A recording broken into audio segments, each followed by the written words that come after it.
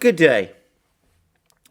As all of you are aware, there has been a steady drumbeat of tension, of rising tension between the United States and China over the issue of Taiwan.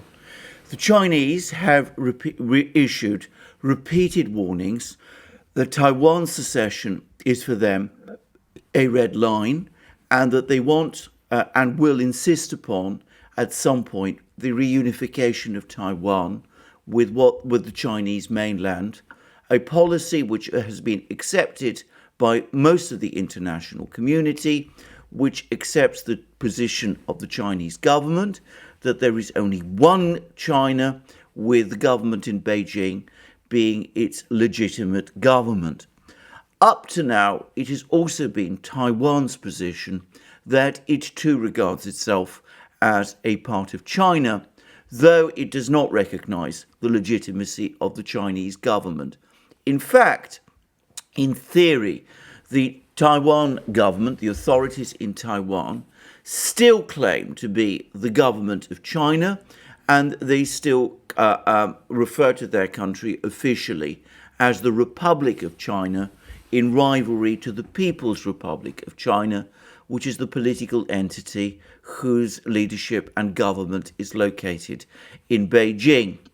Now, this has been a long-standing conflict between the Chinese government, the Chinese Communist Party, and the authorities in Taiwan, and the Kuomintang movement that for a very long time governed Taiwan. But it was always understood by both sides that there would one day be a reunified China. And I would say that this has been a situation which has gradually evolved. The authorities in Taiwan, when the country was still led by the Kuomintang, gradually came to acknowledge that they would not be able to reconquer China militarily and that they had irretrievably lost the Chinese Civil War in 1949. And the Chinese government in Beijing, for its part, no longer thought of the solution to the Taiwan issue. In military terms, it had come to think of the issue as essentially one of China and Taiwan reintegrating themselves peacefully under the Chinese policy of one country, two systems. That would have meant that the political structures in the mainland, the Chinese mainland, and in Taiwan might have continued to be different, but there would have been a single central government in Beijing based on the Chinese Communist government, which is of course there. Anyway, that was a kind of modus vivendi that over the last 30 years or so, the leadership in Beijing and the leadership in the Taiwanese capital, Taipei, both arrived at. In recent years, this has begun, however, to shift as China has become increasingly powerful and increasingly wealthy. It has become also increasingly to be seen as a rival and a challenge by the United States.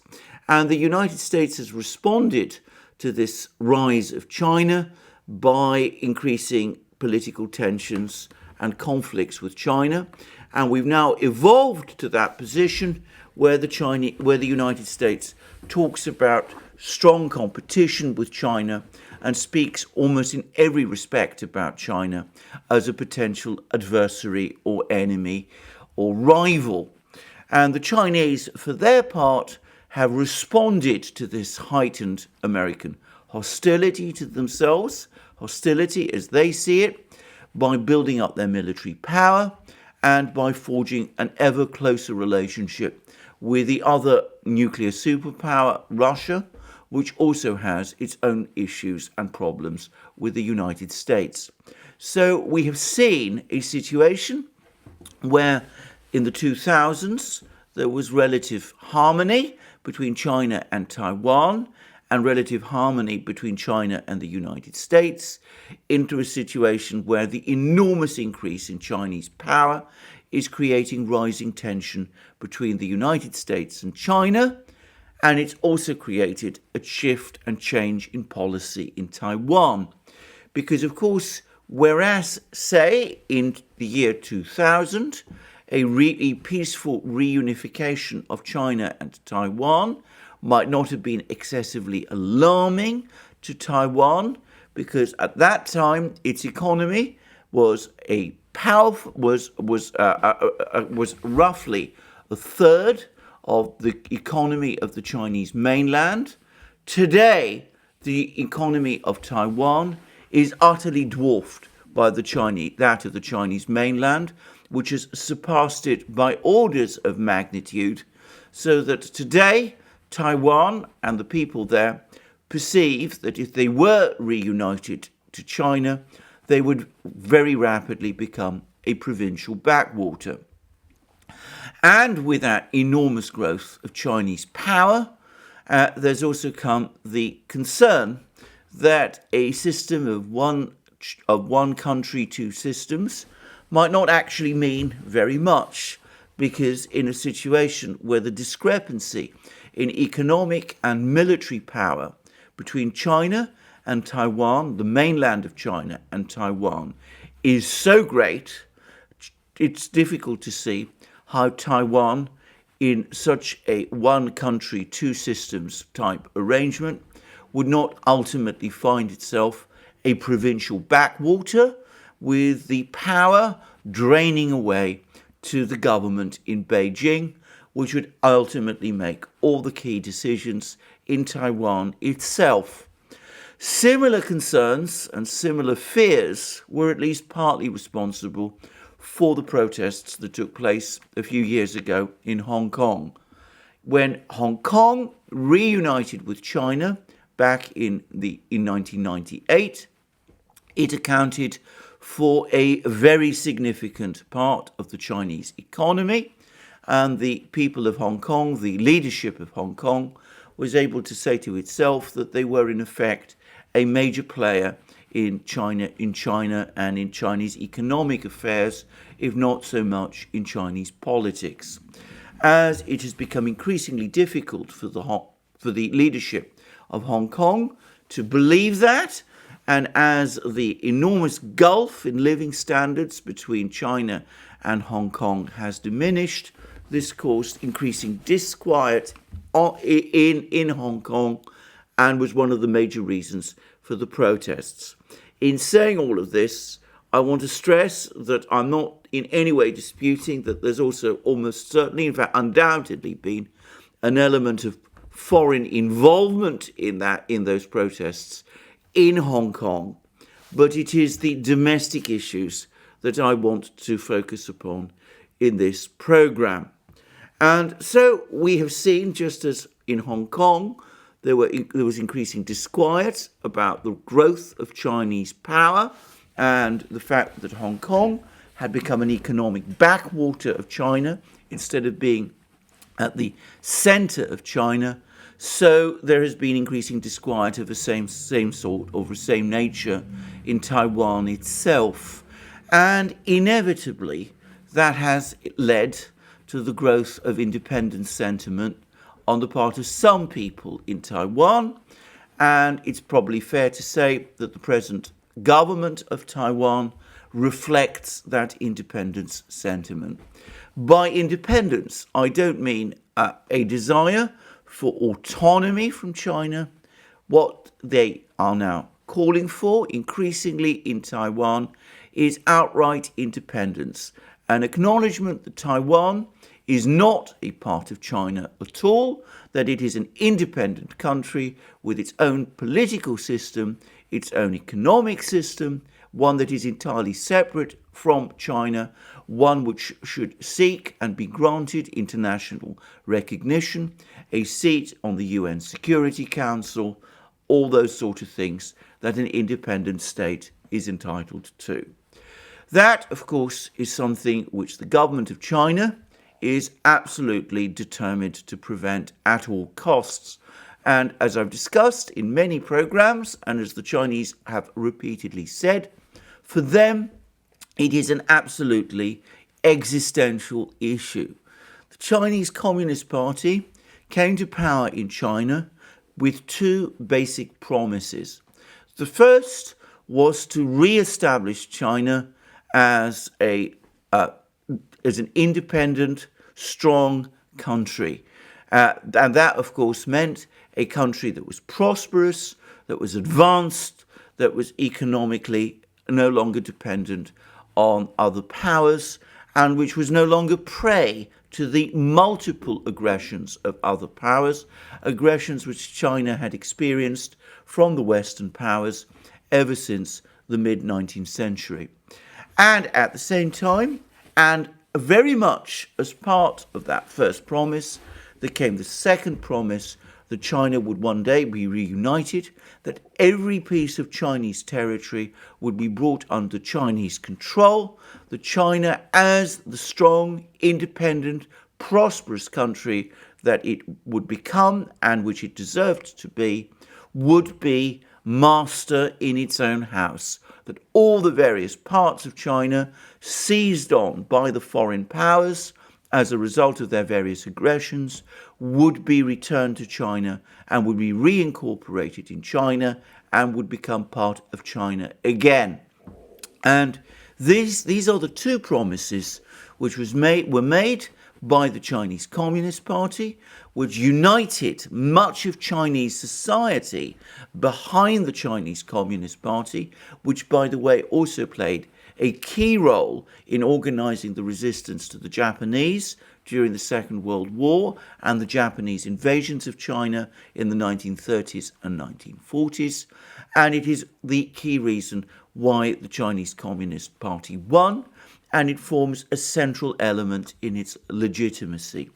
Those of you who are familiar with Chinese history will know that when the Chinese Communist government declared the creation of the Chinese People's Republic in 1949, the leader of the Chinese Communist Party, Mao Zedong, who was to become the leader of China, spoke about how the Chinese people had stood up.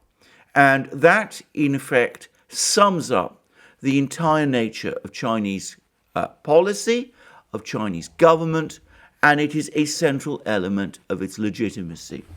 Given that this is so, there is no conceivable respect in which China can consider or allow the secession of what are core Chinese regions like Hong Kong and like Taiwan. And as the British discovered when they tried to negotiate the peaceful transfer of Hong Kong to China in the 1980s, the Chinese were absolutely implacable in their demands that the reunification with Hong Kong should be conducted on Chinese terms, and the Chinese take the same implacable position over the independence of Taiwan. And I would add that were they to fail to do so, were they to show the kind of flexibility that some people in the West say they should, that would create a legitimacy crisis in China itself, which might lead to instability, which, by the way, would not just be problematic for China. Given China's enormous power, I suspect it would be problematic for the entire world. Anyway, that is where we are. And we have seen that as Taiwan has gradually become increasingly assertive and sought independence from China, it has steadily also sought backing from the United States, which, as I discussed earlier in the program, has become increasingly concerned about the growth of Chinese power, now sees China not as a partner or even as a subordinate in the system of global government, but as a rival. And that has also inclined some members of the United States leadership to embrace this quest of independence by Taiwan. And this is setting up the scene for what I suspect will be, should it ever happen, a catastrophic showdown, because the Chinese are now busy rebuilding their military power and developing it to the level where they would be able to reoccupy Taiwan by force. They have said repeatedly and very clearly that they reserve that option to bring what they consider to be a rebel breakaway province back into the Chinese motherland by force if secessionist and independence sentiments there gain full force and expression. And the growth of Chinese military power, which has now reached that extraordinary level where the Chinese are testing hypersonic glide vehicles, building aircraft carriers, developing anti-ship ballistic missiles with hypersonic warheads and basing them on the Chinese mainland, where all of these steps are being taken. And the Chinese, as I have said in recent programs, are making it crystal clear that all of these acts, all of these actions are focused on the overriding objective of regaining control of Taiwan. And the Chinese have also said that if the United States were to try to prevent that by force, then China would react, it would not back down, and the United States would find itself in a battle with China over Taiwan, a battle which the Chinese have made absolutely clear they would see through to the end. Moreover, we have learned that there have been a series of war games conducted in the Pentagon, all of which have shown that in the event of such a battle between the United States and China over Taiwan, in this region, so close to the Chinese border, so close to the Chinese mainland, within range of Chinese ballistic anti-ship missiles based on the Chinese mainland, in such a region, the United States would be comprehensively defeated. And that has been a cause of concern, and that cause of concern has now been reinforced by the further news that the Chinese, in order to ensure themselves against what they say might be nuclear blackmail by the United States in the event of such a conflict, are building up their own nuclear weapons capability. And according to reports from the United States, which I fully credit, they've now tested a hypersonic glide vehicle which would enable China to launch direct strikes upon the continental United States in retaliation to any strikes, nuclear strikes, that the United States were to launch against China. So that's where we are, an increasingly tense political situation, a situation that is rapidly developing a military dimension, where talk of war is now becoming very real, and where both the Chinese government has been issuing increasing warnings that in the event that there were to be a conflict over Taiwan, the United States should either stay out or face the consequences. And we've also seen how at the same time as all of this is happening, the Chinese have been developing their political military partnership with Russia, which has now gained all the trappings of an outright alliance. I discussed in a recent video how they've now, the Chinese and the Russians have for the first time set up a joint task force, a joint naval task force. That joint naval task force is now operating around the Japanese islands. It has, in fact, circumnavigated the Japanese islands, and there is now talk that the Chinese and the Russians will now enhance that military cooperation still further, and that they will be engaging in joint air and naval patrols as well. So we have an extraordinary tense situation. And the United States has been trying to tell China, or at least the Biden administration appears to be trying to tell China, that it does not want to see a war over Taiwan, and it also continues to recognize or adhere to the One China policy. But the Chinese, for their part, seeing the increasing criticism of China in the United States have been increasingly skeptical about this, and we've seen a whole succession of fraught meetings in which the Chinese and the Americans have argued with each other, culminating in that meeting recently between President Xi Jinping's National Security Advisor, Yang Jiechi, and President Biden's National Security Advisor, Jake Sullivan, in Geneva, which proved a total failure and which confirmed that the two sides are in deadlock. So an increasingly fraught and dangerous situation, growing fault lines, growing military tensions. And into this now walks Joe Biden. And he has made some extraordinary comments which appear to say that the United States is now committed to defending Taiwan.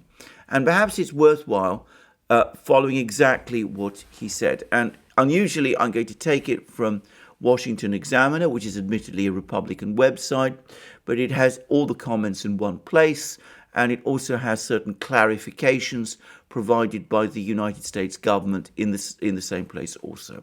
So we read from Washington Examiner the following.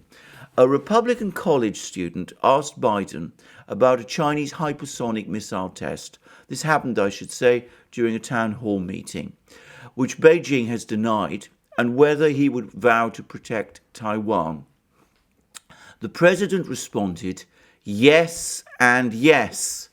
And then he went on to say, and these are Biden's exact words, military, China, Russia, and the rest of the world know that we have the most powerful military in the history of the world. Don't worry about whether they're going to be more powerful.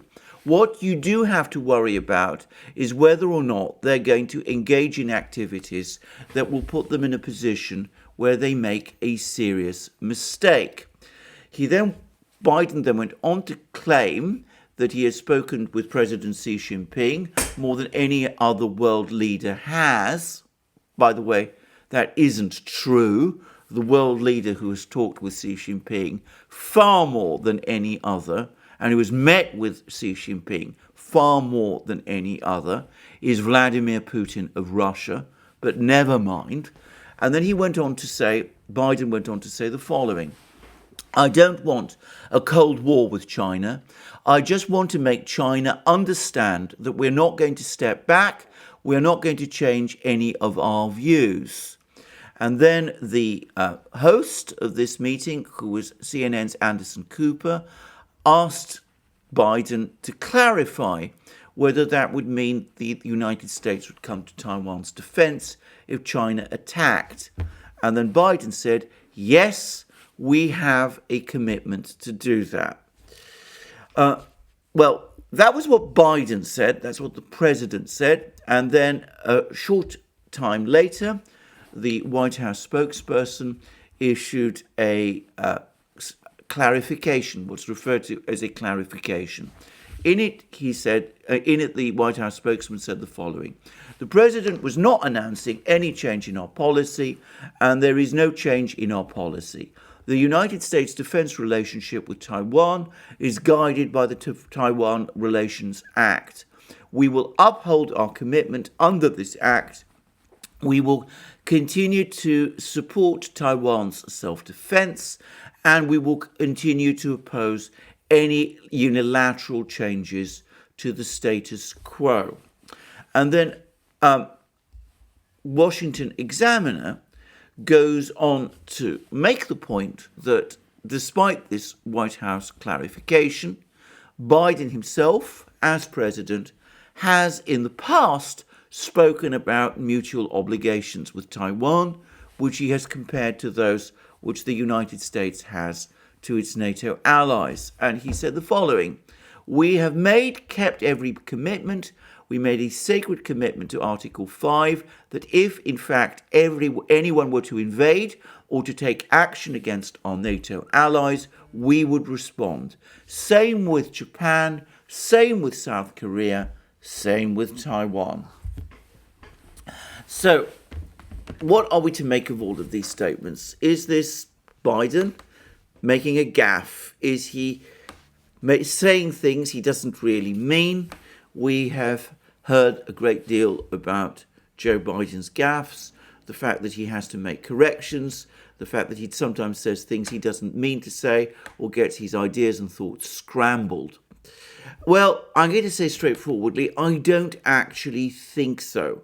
I say that because if you have been reading, as I've been reading, US statements, I mean government statements about Taiwan for some time, it's become absolutely clear to me that though the United States government, the administration, still gives token obeisance to the United States, subscribing by the One China policy, its actual policy is to treat Taiwan as an independent state and to recognize it as such, with the implication that the United States backs Taiwan and that Taiwan has the United States at its back. There was that extraordinarily alarming State Department statement that was published a few weeks ago at the time when the Chinese Air Force was sending aircraft into Taiwan's identification zone, in which the United States spoke about the US, in which the State Department spoke about the US's commitment to Taiwan being rock solid, and about how the United States, if in effect, saw or perceived Taiwan as an ally, and that Taiwan was democratic Taiwan. In other words, it was a country not just with a different political system to that of China, but a legitimate political system, one more legitimate in some respects than that of China itself. So we saw a great deal of these comments coming from the United States. Those comments in that statement was subsequently repeated almost word for word during a trip to Europe by Antony Blinken, the US Secretary of State. And I am absolutely sure that the Chinese government, the Chinese Communist Party, will read these comments of Biden's as being part of the same sequence of statements. They will see this as part of an elaborate game that the United States is trying to play with them, one in which the United States, on the one hand, tries to reassure the Chinese, pull the wool over their eyes, if you like, that the United States continues to acknowledge the One China policy, and that the policy, the underlying policy towards Taiwan that the United States government has followed since the 1970s, whereby it recognizes China as both one country and the government in Beijing as the legitimate government of China, this policy of so-called strategic ambiguity is still in effect. That's what the administration wants the Chinese to think, whereas in fact and in actuality, the United States sees Taiwan now very much as an ally against China and in effect supports implicitly Taiwan's independence moves and is also committed in effect to defending Taiwan in the event that China were to take action to try to reconquer it. I think this is now very much the effective policy, the de facto policy of the United States. Try to pull the wool over Chinese eyes by pretending that the previous policy is still in effect, whereas actually aggressively pursuing the entirely different policy of, in effect, supporting Taiwan's independence drive, whilst at the same time giving Taiwan covert assurances of US military backing in the event of a Chinese attack. Now, I have to say, this seems to me completely reckless. It's incredibly foolish, but we see how Biden himself, perhaps lacking the skill to preserve that degree of ambiguity, which he should do, has in effect, I think, let the cat out of the bag with these comments, just as he did in his previous comments with George Stephanopoulos. I'm going to say something else. I suspect it's more than just a change of policy in Washington.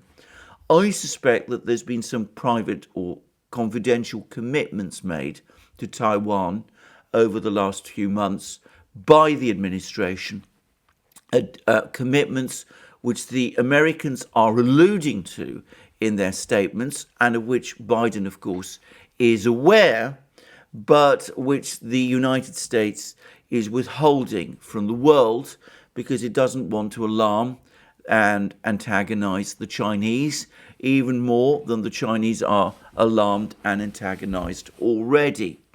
I say that because that seems to me to explain the way in which Biden was talking about a arrangement, a commitment to Taiwan, same as with NATO, same as with China, Japan, same as with South Korea.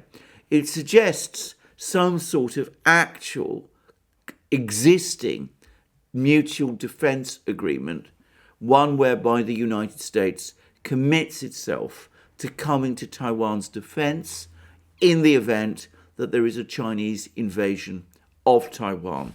And Biden, who is notoriously gaffe prone, as I said, when asked a direct question about it by a Republican student, blurted out the truth, a truth, by the way, that I strongly suspect the Chinese have already figured out. Well, all I will say is that this is a catastrophic policy error on the part of the United States. We have seen, and I haven't seen a single military analyst of repute argue otherwise. We have seen how it is impossible for the United States to defend Taiwan. We've seen Taiwan's own defense minister admit that beyond 2025, Taiwan would be in no position to defend itself. It's almost inconceivable to me that the United States would undertake such a commitment, one which would put it in collision with China and which would set the scene for a military debacle in the Pacific, one which would be catastrophic for the international position of the United States. But we see that the United States has not only made that commitment, that's how it looks to me, but is also trying desperately to drag other countries into joining it in some sort of way of counterbalancing Chinese power. So we see this, I think, utopian plan to provide Australia with the technology to build nuclear submarines, something which Australia may not be ever able to do, and which won't happen at the earliest before a decade has passed, might be more than 20 or 30 years, according to some estimates. We've seen how the United States has been trying to encourage Japan to take more forceful a military posture against China, and we see contradictory messages in Japan about this, with clear indications that the Japanese public do not want to be dragged into such a conflict. I've seen polling data from Japan, which appears to confirm that, with most Japanese wanting Japan to maintain equidistance between China and the United States over this quarrel, and with the new Japanese Prime Minister Kishida, trying, it seems, to make some kind of conciliatory moves towards China. And we see, nonetheless, the United States pulling in its allies, and we've seen these fatuous comments from NATO about how NATO faces this global security environment, one which no longer is confined to the North Atlantic, but one which takes in the Pacific as well, one which in effect takes on the entire world, with the NATO hardliners apparently now keen to confront China in the Pacific Ocean.